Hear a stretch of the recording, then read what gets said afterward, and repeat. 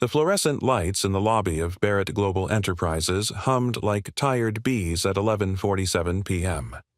Marcus Cole pushed his cleaning cart past the marble fountain for the third time that night, the wheels squeaking against the polished floor. He had learned to move quietly in spaces that weren't built for men like him. Quietly enough that the security guards forgot he was there. Quietly enough that the executives who worked late never looked up from their phones. At 36, Marcus had the kind of face that carried stories he never told. Dark brown skin that looked almost bronze under certain light, close-cropped hair graying at the temples, broad shoulders that had once carried a military pack now carried the weight of something heavier, a 7-year-old daughter whose heart was failing. Zara. Her name was the first thing he thought when he woke and the last thing he whispered before sleep. If sleep came at all. His phone buzzed in his pocket.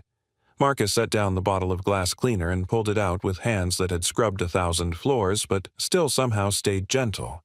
The screen showed a text from his mother. Mom. Zara's asking for you. Coughing again. Gave her the medicine. Marcus's chest tightened.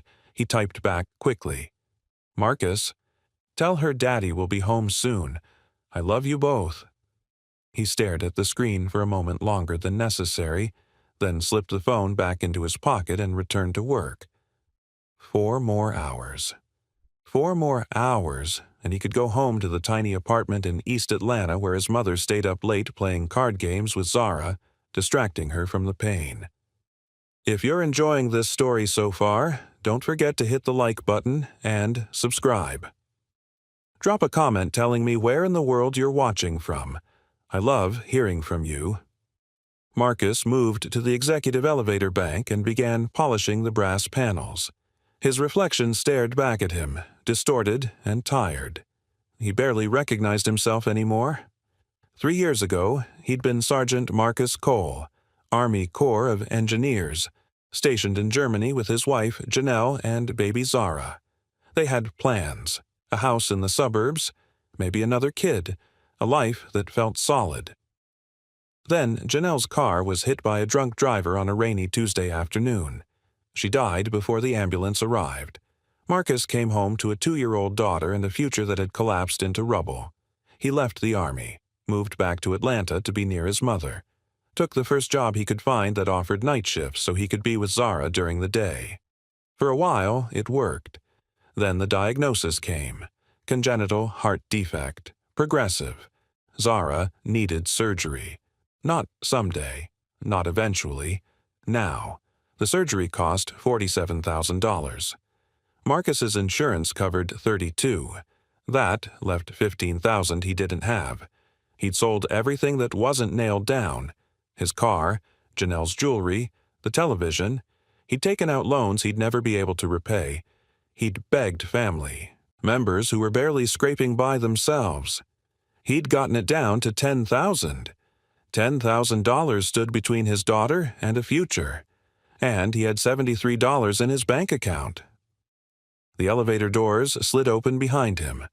Marcus turned, expecting a late-night security sweep. Instead, he found himself face-to-face with her. Simone Barrett, CEO of Barrett Global Enterprises, billionaire, the woman whose face appeared on the cover of Forbes and Fortune, the woman who owned the building Marcus cleaned, the company Marcus worked for, and probably half of downtown Atlanta. She stood in the elevator doorway like a figure carved from ice.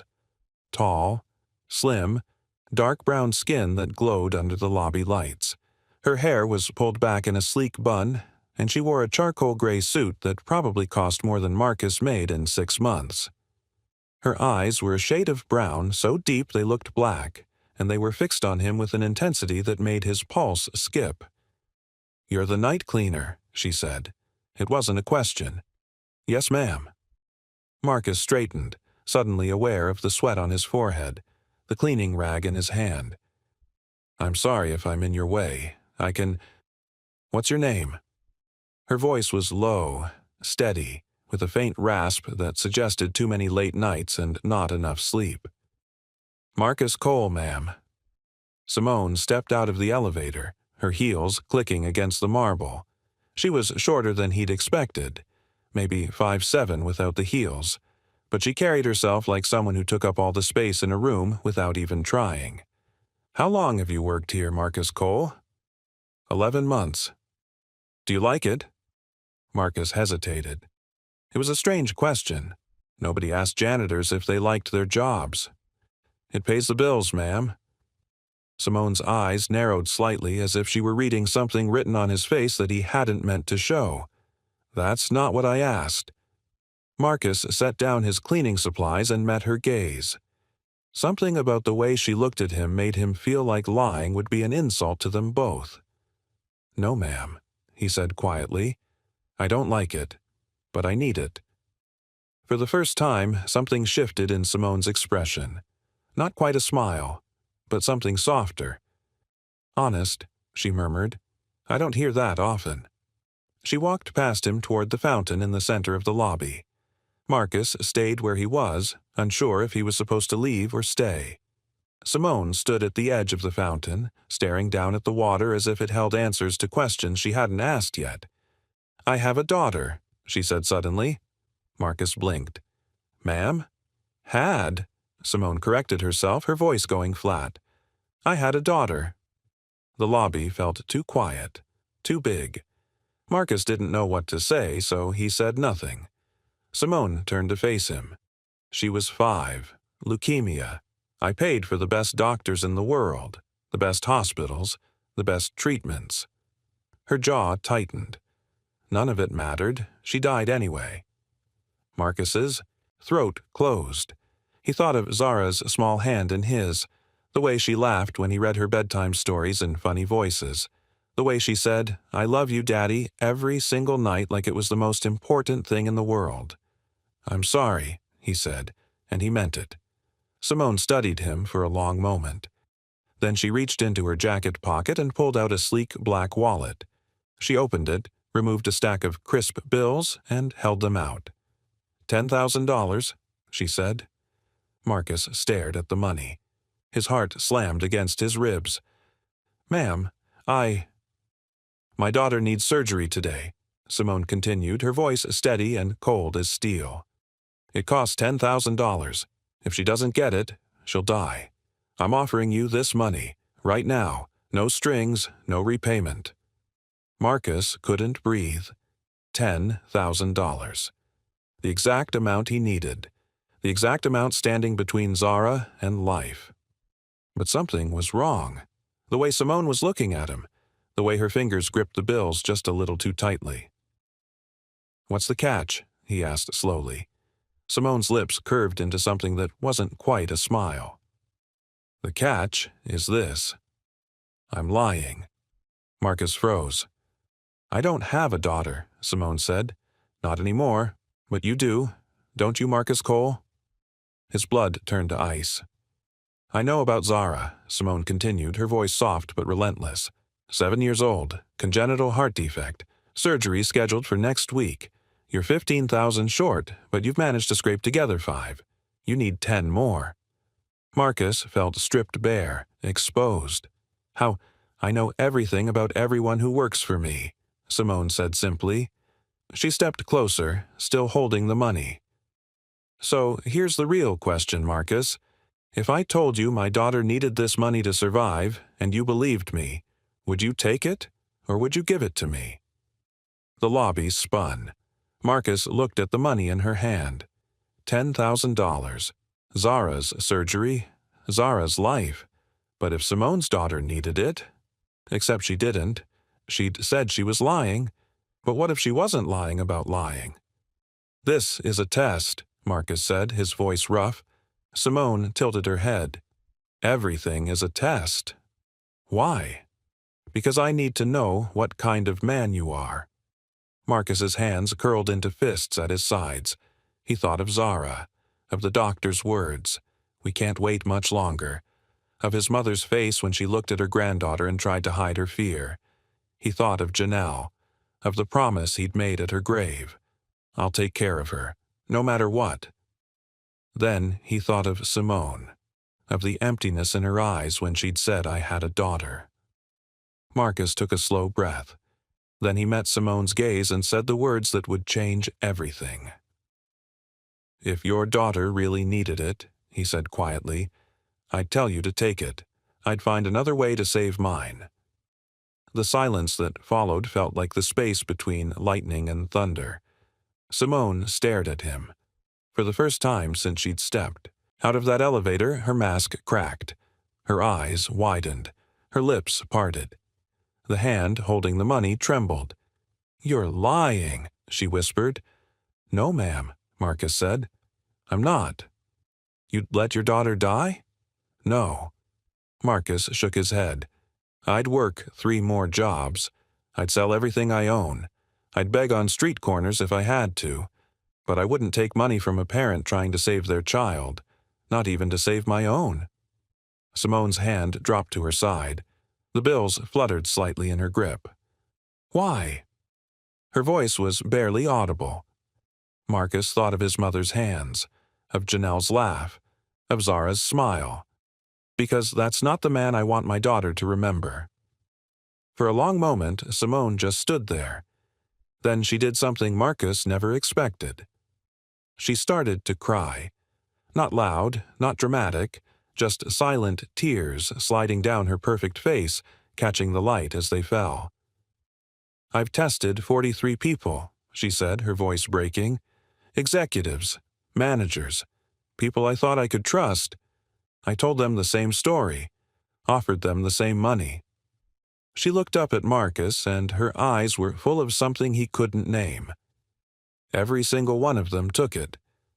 Marcus felt something crack open in his chest. Simone wiped her face with the back of her hand, smearing her makeup. "You're the first person who told me no." She stepped forward and pressed the stack of bills into his hand. Marcus tried to pull away, but her grip was firm. "This is for Zara's surgery," she said. "Not a loan, not charity. Payment." "For what?" Simone's eyes met his, raw and honest and more human than he'd ever seen her.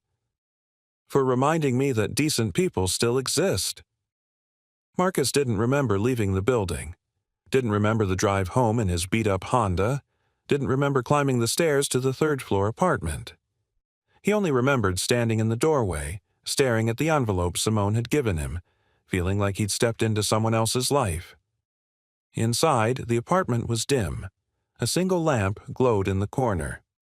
His mother, Diane, sat on the couch with Zara curled in her lap, both of them asleep. The TV played an old sitcom on mute. Marcus set the envelope on the kitchen table and walked over to them. Diane's eyes fluttered open. "You're home early," she whispered, careful not to wake Zara. "Something happened," Marcus said. Diane shifted, gently lifting Zara and carrying her to the small bedroom they shared.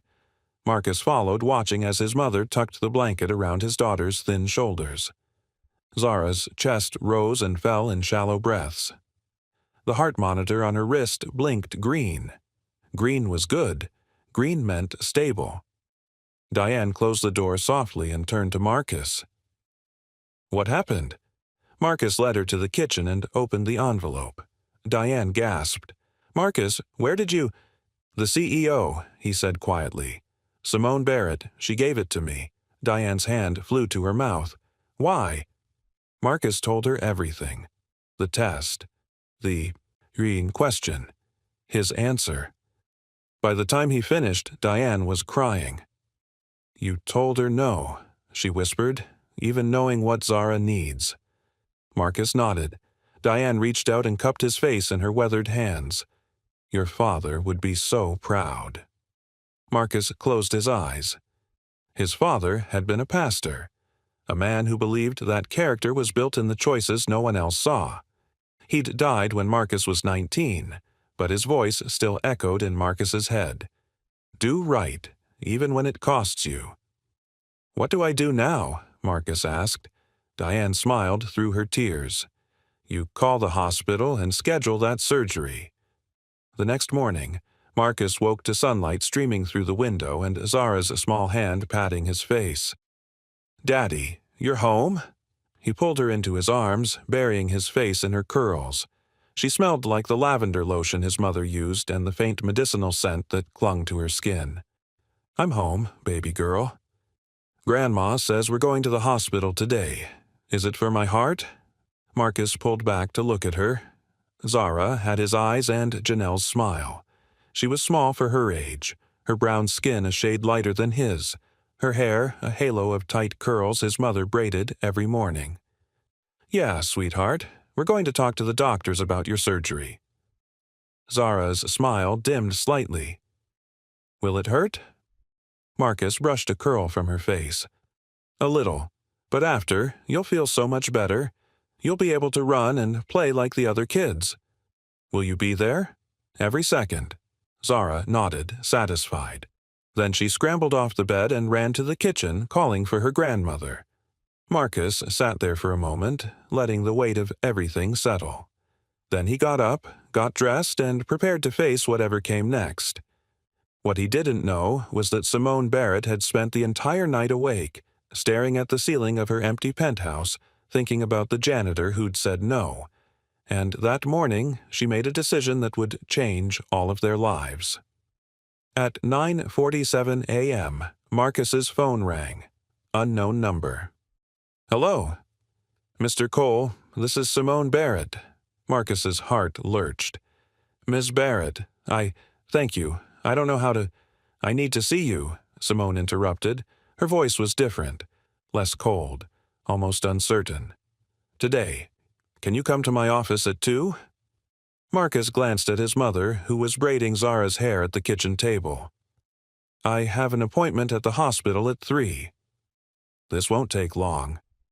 "What's this about?" Simone hesitated.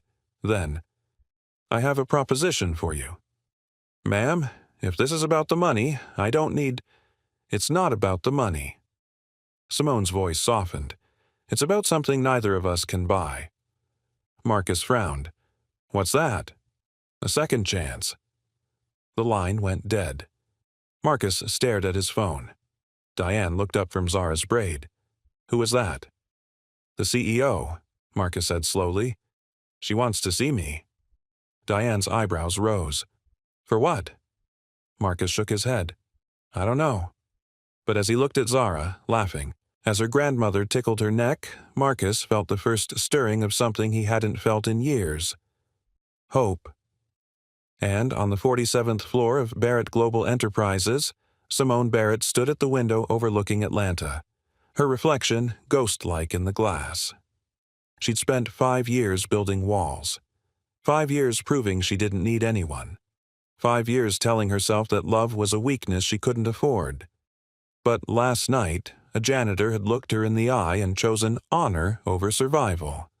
And something inside her, something she thought had died with her daughter, had woken up. Simone pressed her hand against the glass. "Maybe," she whispered to her reflection. "It's not too late." Marcus arrived at Barrett Global Enterprises at 1:53 p.m. This time he didn't use the service entrance. This time he walked through the front doors like he belonged there. He didn't, but Simone Barrett had asked him to come, and that changed something. The security guard at the front desk looked up as Marcus approached. "Can I help you?" "Marcus Cole. I have an appointment with Ms. Barrett." The guard's eyebrows rose slightly. He checked his computer, then nodded. "She's expecting you. 47th floor. Use the executive elevator on the right." Marcus walked to the elevator he'd polished 100 times. The doors opened with a soft chime. Inside, the walls were mirrored. Marcus caught sight of himself. Khaki pants, a button-down shirt his mother had ironed that morning, work boots that were clean but worn. He looked out of place in a building full of tailored suits and designer shoes. But he held his head high. The elevator climbed. Marcus felt his stomach drop with each floor.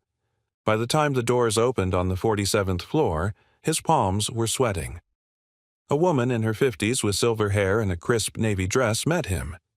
"Mr. Cole, I'm Patricia, Ms. Barrett's assistant. Please follow me." They walked down a corridor lined with glass-walled conference rooms and minimalist art. Patricia stopped at a set of double doors at the end of the hall. "She's inside," Patricia said, her voice softer now. "She's been waiting for you." Marcus knocked twice. A voice called from within. "Come in." He pushed the door open. Simone's office was bigger than his entire apartment. Floor-to-ceiling windows overlooked downtown Atlanta. A massive desk sat in the center, sleek and modern. Bookshelves lined one wall, filled with leather-bound volumes and awards. But what caught Marcus's attention was Simone herself. She stood by the window, her back to him. She wore a soft cream blouse and black slacks, her hair loose around her shoulders instead of pulled back. She looked smaller somehow, more human. "Thank you for coming," she said without turning around. "You said it was important." Simone turned. In the daylight, Marcus could see things he'd missed in the lobby's harsh fluorescent glow. The faint lines around her eyes, the exhaustion etched into her face, the loneliness. "I couldn't stop thinking about what you said," Simone admitted, "about the man you want your daughter to remember." Marcus waited. Simone walked to her desk and picked up a small silver frame. She held it out to Marcus. He stepped closer and took it. The photograph showed a little girl, maybe 4 or 5, with Simone's dark eyes and a smile that could light up the world. She wore a pink dress and held a stuffed elephant. Her name was Naomi, Simone said quietly. She loved elephants and books and singing, even though she couldn't carry a tune to save her life. Marcus handed the frame back carefully. She was beautiful. She was everything. Simone set the frame down gently. "When she died, I thought I died with her. I threw myself into work because it was the only thing that didn't hurt. I built walls so high that nobody could reach me. I told myself I didn't need anyone." She looked up at Marcus. "Then you said no to $10,000. You chose integrity over your daughter's life, and somehow you still believed you could save her. That kind of faith." She trailed off. "I haven't had that in a long time." Marcus didn't know what to say, so he asked the question that had been burning in his mind since the phone call. "What's the proposition?" Simone took a breath. "I want to start a foundation for families like yours. Single parents struggling to afford medical care for their children. I want to help them the way I helped you." Marcus's chest tightened. That's an incredible thing. But I can't do it alone." Simone stepped closer. "I need someone who understands what those families are going through, someone who's lived it, someone who knows what it's like to count every dollar and still come up short." Realization dawned on Marcus. "You want me to work for you. Not for me. With me." Simone's voice was steady. "I'm offering you a position as Director of Family Outreach for the Naomi Barrett Foundation. You'd help identify families in need, vet applications, and coordinate with hospitals. You'd be the bridge between my resources and the people who need them most." Marcus felt like the floor had dropped out from under him. "Ms. Barrett, I'm a janitor. I don't have a degree in social work or nonprofit management or—" "You have something better," Simone interrupted. "You have lived experience. You have compassion. You have integrity." She paused.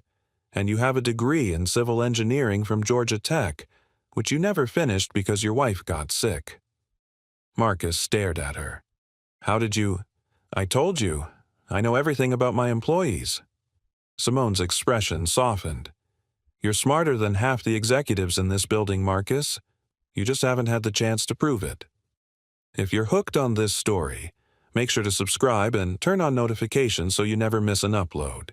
Your support means everything and helps me bring you more emotional stories like this one. Marcus's mind raced. A real job. A position with purpose.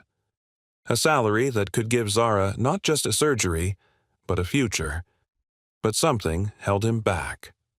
"Why me?" he asked. "You could hire someone with experience, someone who knows how to run a foundation." Simone looked at him for a long moment. Then she said something he didn't expect. "Because when you looked at me last night, you didn't see a billionaire. You saw a mother who'd lost her child. You saw past the money and the power to the person underneath. Her voice cracked slightly. Nobody's done that in 5 years. Marcus felt something shift in his chest. He thought of his father's sermons about purpose, about being called to something bigger than yourself. I need to talk to my daughter, Marcus said slowly. And my mother. This would change everything for us. Of course, Simone nodded. Take the weekend. We can meet again Monday. Marcus turned to leave, then stopped. Miss Barrett? Simone, she corrected gently. Please. Simone. The name felt strange on his tongue. Thank you for seeing something in me I didn't see in myself. Simone's eyes glistened. Thank you for reminding me what it means to be human. Marcus left the building in a daze. He drove to Children's Healthcare of Atlanta, where Diane was waiting with Zara for her pre-surgery consultation. He found them in the cardiac wing waiting room. Zara was coloring in a Dora the Explorer book, her tongue poking out in concentration. Diane looked up as Marcus approached. How did it go? She asked. Marcus sat down, still processing.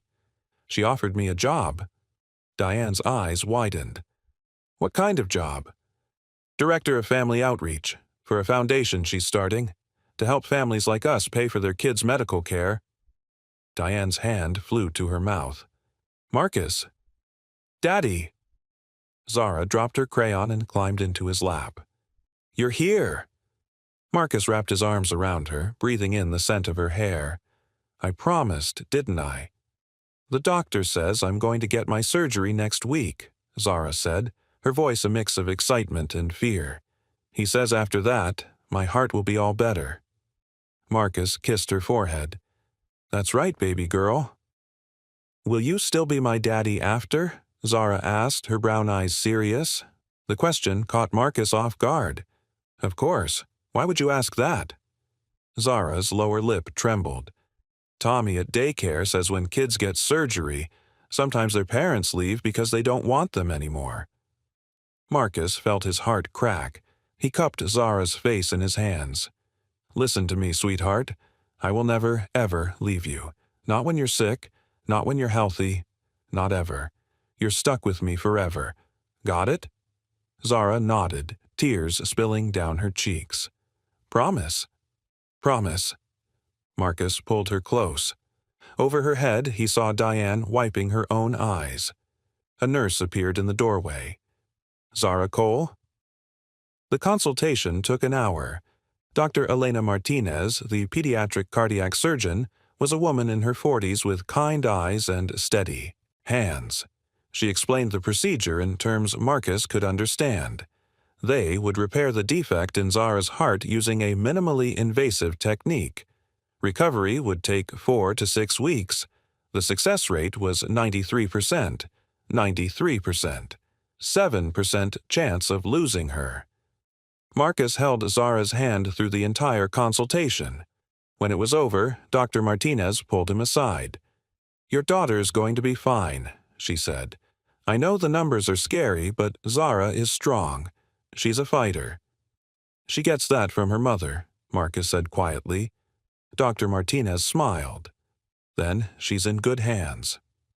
That night, after Zara was asleep, Marcus sat with his mother at the kitchen table. The envelope of money from Simone lay between them. What are you going to do? Diane asked. Marcus ran his hand over his face. I don't know, Mama. This job, it's everything we need.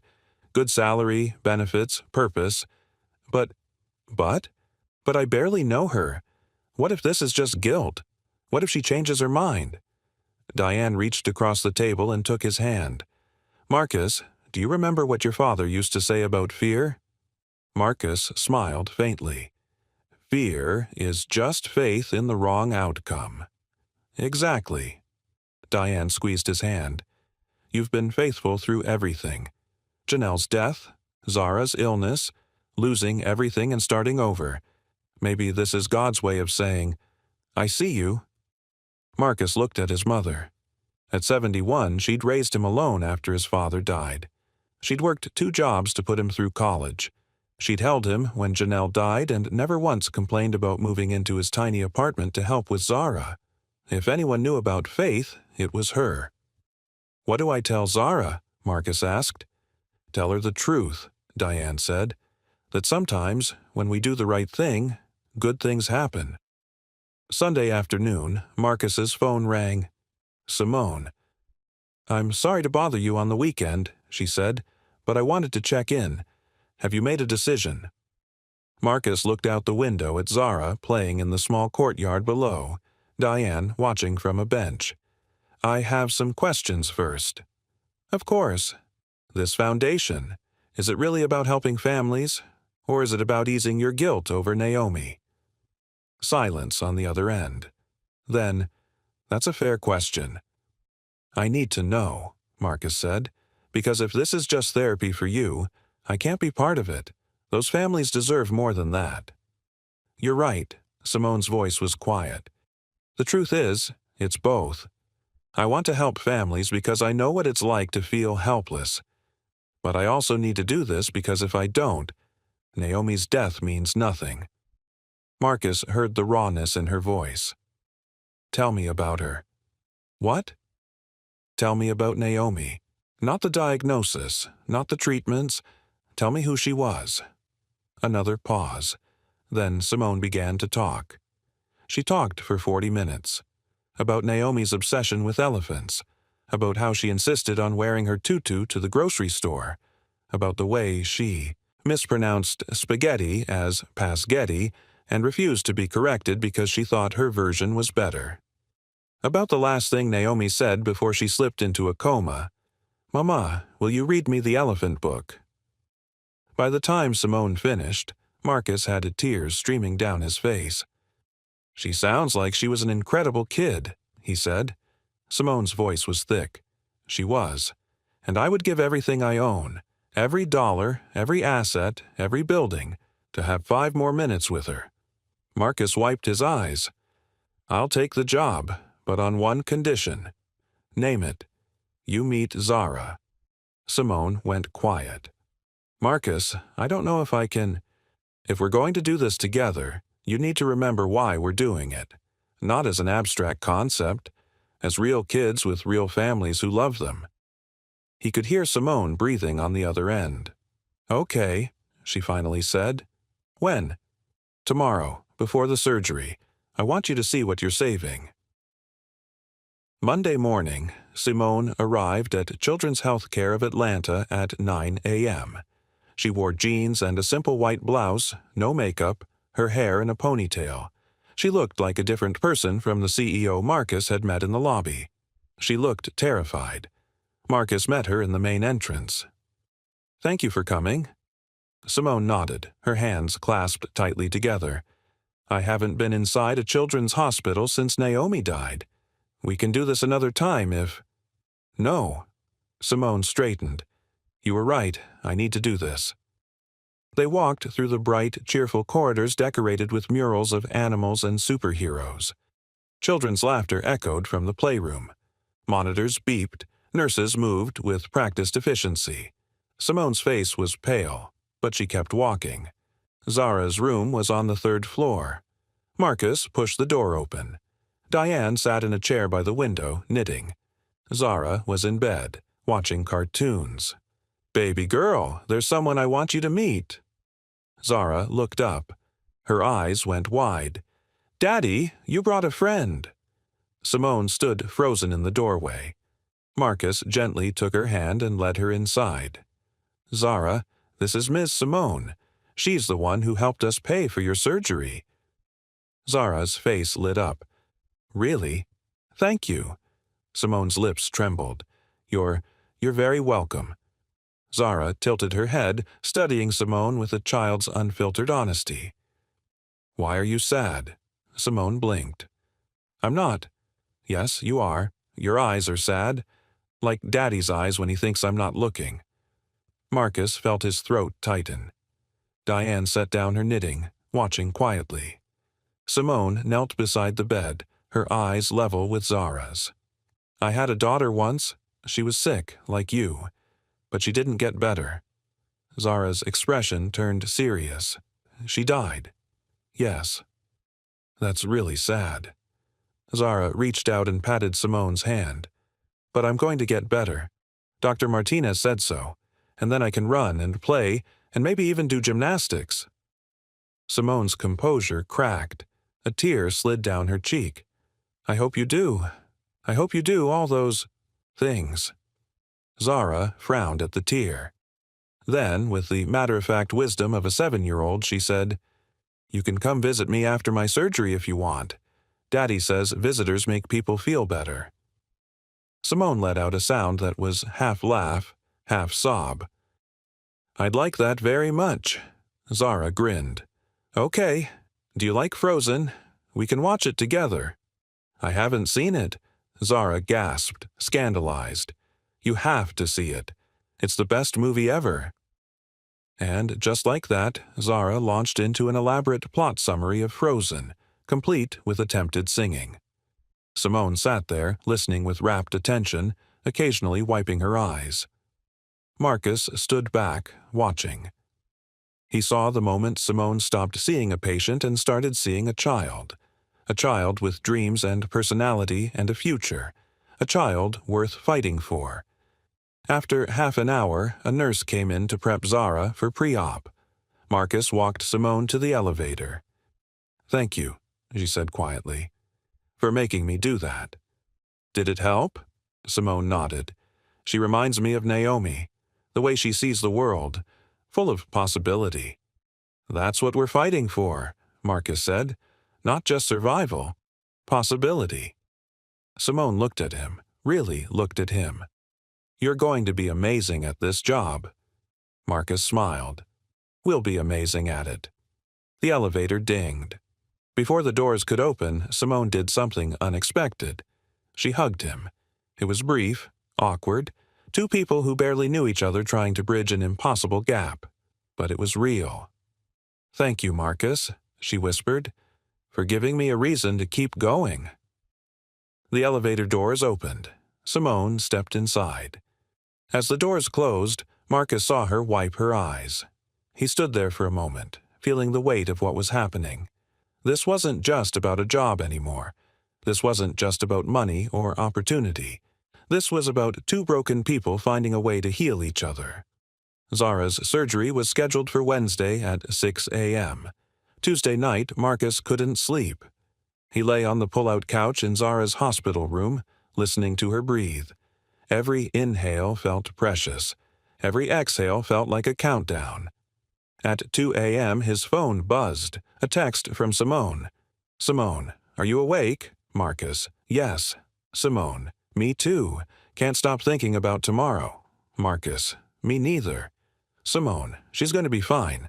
Marcus, 93% success rate. Simone, that's not faith, that's statistics. Marcus, what's the difference? Simone, faith doesn't have a margin of error. Marcus stared at his phone. Then he typed, Marcus, when Naomi was sick, did you have faith she'd make it? A long pause. Then, Simone, every single day, until I didn't. Marcus, what changed? Simone, she stopped fighting. I could see it in her eyes. She was tired, Marcus, 5 years old and tired of being in pain. Marcus felt his chest tighten. Simone, I told her it was okay to let go, that I'd be okay. I lied. I'm not okay. Marcus, you're here. That's something. Simone, is it enough? Marcus, ask me again after tomorrow. Another.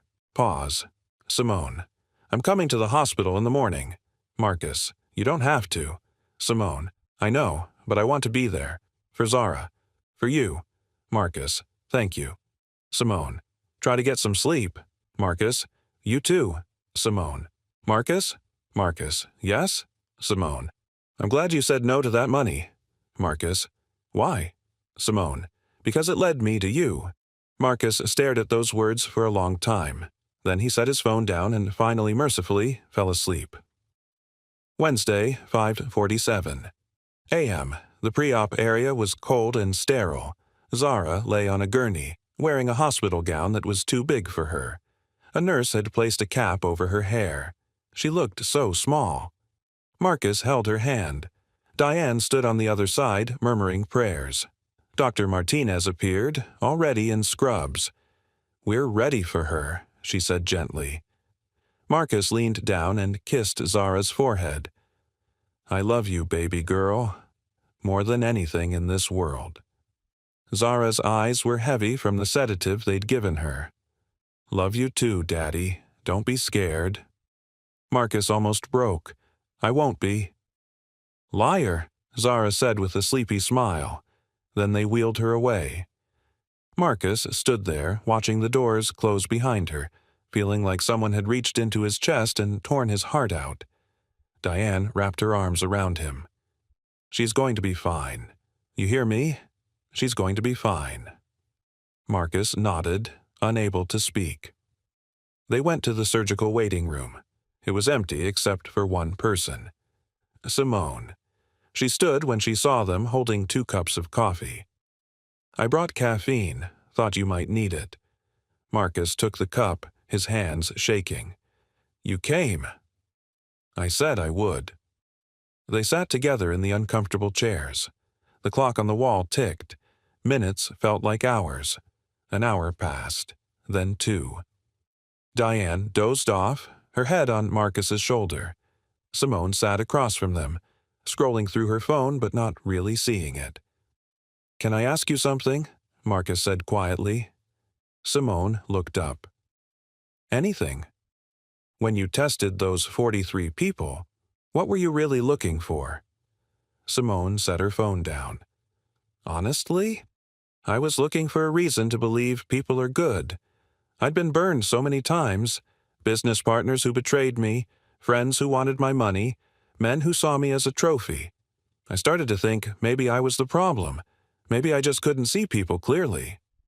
She looked at Marcus. "Then you said no, and I realized I wasn't wrong about people. I was just looking in the wrong places." Marcus felt something warm spread through his chest. "Where are you looking now?" Simone held his gaze. "At a man who chose integrity over everything. At a grandmother who prays over her granddaughter. At a little girl who offered to watch Frozen with a stranger because she thought it would make her feel better." She smiled faintly. "I'm looking at goodness. Real goodness. The kind money can't buy." Before Marcus could respond, Dr. Martinez appeared in the doorway. Everyone stood. The doctor's face was unreadable.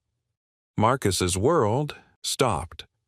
"The surgery was successful," Dr. Martinez said, and Marcus felt his knees buckle. Simone caught him. Diane burst into tears. Dr. Martinez smiled.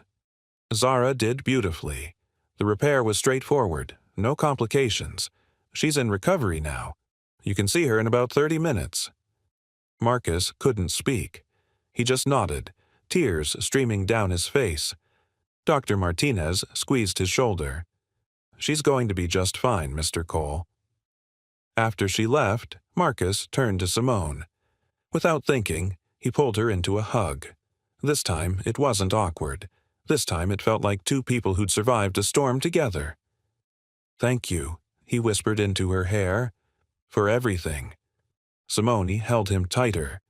"Thank you for letting me be part of this." When they pulled apart, both of them were crying. Diane was crying. Everyone in the waiting room was crying. But these were good tears. These were tears of relief and gratitude and hope. An hour later, Marcus sat beside Zara's bed in recovery. She was still asleep, monitors beeping steadily around her. Her chest rose and fell with strong, healthy breaths. Simone stood in the doorway, watching. "She made it," Marcus said, his voice full of wonder. Simone stepped inside. She did. They stood there in silence, watching Zara sleep. "I've been thinking about the foundation," Simone said quietly. "About what we'll call it." Marcus looked at her. "And?" "The Naomi and Zara Foundation. 2 girls who fought, one who lost, one who won. Both of them reminding us what we're fighting for." Marcus felt his throat close. Zara would love that. Simone smiled. So would Naomi. Zara's eyes fluttered open. "Daddy?" Marcus took her hand. "I'm here, baby girl." "Did they fix my heart?" "They did." Zara smiled. Then she saw Simone. "Miss Simone, you came." "I promised, didn't I?" Zara's smile widened. "Can we watch Frozen now?" Simone laughed, genuine and warm. "Absolutely." As Diane queued up the movie on the TV and Zara narrated every scene despite having seen it 100 times, Marcus caught Simone's eye. Something passed between them. Recognition. Understanding. The beginning of something neither of them could name yet. But it felt like healing. It felt like hope.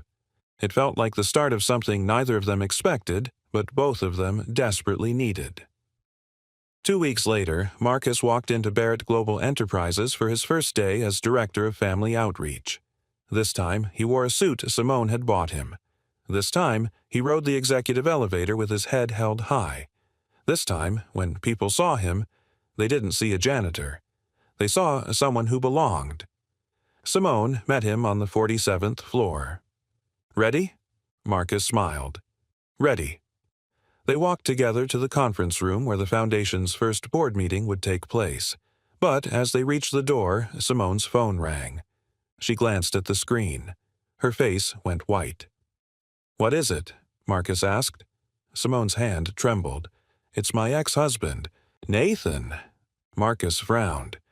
"I didn't know you were married." "I wasn't, not officially, but we were together for 3 years. He was Naomi's father." Simone's voice was tight.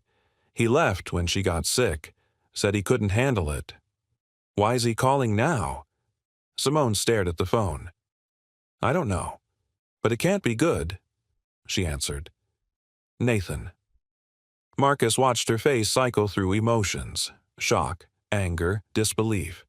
"You have no right," Simone said, her voice shaking. "No right at all." She hung up and leaned against the wall, looking like she might collapse. "Simone, what happened?" She looked up at Marcus, her eyes filled with fury and fear.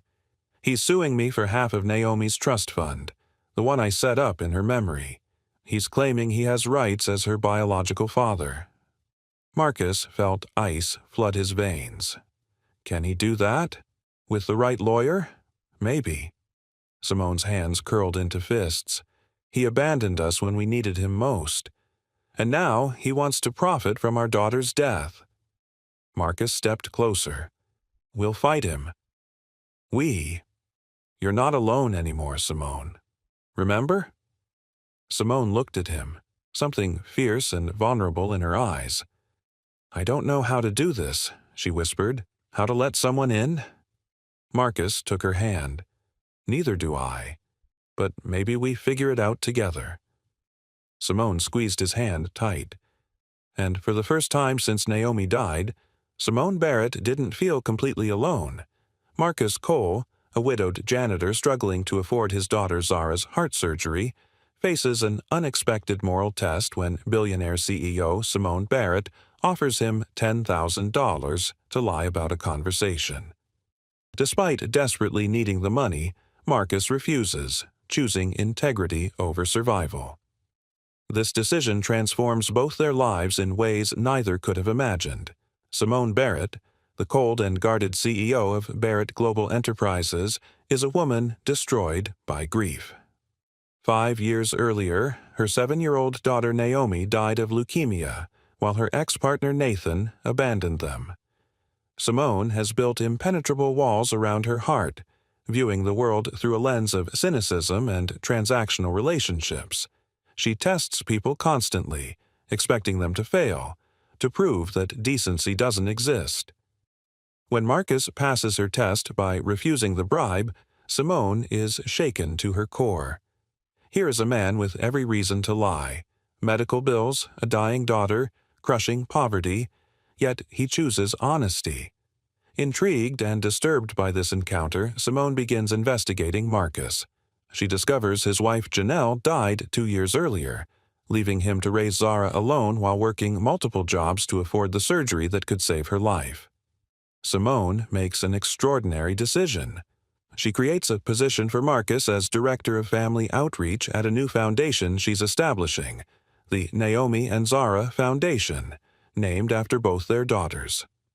The foundation will help families afford life-saving medical treatments for their children. Marcus's salary, enough to pay for Zara's surgery and provide stability for his family.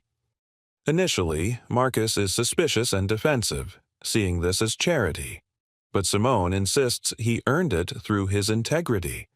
She needs someone who understands what these desperate families are experiencing, someone who won't be corrupted by money or power. Reluctantly, Marcus accepts, and Zara successfully undergoes her heart surgery. As Marcus settles into his new role, he and Simone develop an unexpected connection. She attends Zara's surgery despite her fear of hospitals, confronting memories of Naomi's death. Zara, with the innocent wisdom of childhood, sees through Simone's walls and simply invites her to be present, to be human. The little girl who lost her mother and the woman who lost her daughter find comfort in each other. Their growing bond is violently disrupted when Nathan Reeves, Naomi's father, resurfaces. He arrives at Barrett Global with lawyers and photographers, staging a publicity stunt to claim half of Naomi's trust fund, $3.2 million. Nathan paints himself as a grieving father denied access to his daughter's memory by a vindictive ex. The media eagerly amplifies his narrative, and public opinion begins turning against Simone. Marcus witnesses Simone's anguish as Nathan's manipulation threatens everything: the foundation, her reputation, and Naomi's legacy. In a moment of raw vulnerability, Simone confesses her deepest regret, that she was so focused on saving Naomi through treatments that she forgot to simply be present with her. Naomi's last request was for her mother to read her The Elephant Book, and Simone said they'd read it after the treatment. But Naomi died before that promise could be kept. Marcus and Simone's relationship deepens as they support each other through this crisis. They share their grief, their fears, and eventually their hearts. Marcus struggles with guilt about moving on from Janelle, but her sister Keisha assures him that he deserves happiness and love again. The legal battle becomes Marcus's family's fight, too. His mother Diane investigates Nathan and discovers crucial evidence, emails from Nathan's current girlfriend showing he had planned this lawsuit for months, even before Naomi died. He was simply waiting for the opportune moment to exploit his daughter's death for financial gain. In court, Simone's lawyer presents devastating evidence of Nathan's abandonment: hospital records, emails, testimonies proving he refused to visit his dying daughter. Simone takes the stand and describes how Naomi died asking for her father, and how she had to tell her daughter he was busy because she couldn't admit the truth, that he didn't want to come. Judge Lorraine Hayes rules decisively in Simone's favor, barring Nathan from any future claims and preserving the trust fund for the foundation. It's a complete victory, but more importantly, it's validation of the truth over manipulation. The foundation launches successfully, helping 47 families in its first 6 months. Marcus and Simone's relationship evolves from colleagues to partners to something deeper. When Zara innocently asks if Simone will be her new mom, Simone handles it with grace, honoring Janelle's memory while acknowledging her love for both Marcus and Zara. A year after they meet, Marcus proposes. Simone, still carrying her walls and baggage, questions if he's sure. Marcus tells her he loves her walls because she let him inside them. They marry and blend their broken pieces into something whole. 2 years later, they welcome a daughter, Elena Hope Cole, named for Zara's surgeon and for what she represents. When Marcus holds Elena with Simone beside him and Zara leaning against them, he feels complete peace. He senses Janelle and Naomi watching from somewhere beyond, their love transformed but never ended. 5 years after that encounter in the lobby, the Naomi and Zara Foundation celebrates its 5th anniversary, having saved hundreds of children's lives. Marcus reflects on the pivotal moment when he said no to $10,000, the hardest and best decision of his life. The story concludes with Marcus and Simone on their balcony, watching the city lights, knowing that somewhere another desperate family is counting dollars and prayers. And tomorrow, the foundation will provide their miracle, turning tests into triumphs, grief into grace, and strangers into family. Thank you so much for watching until the end. If you loved this story, check out the other videos on your screen now. I think you'll really enjoy them. And don't forget to subscribe if you haven't already. See you in the next story.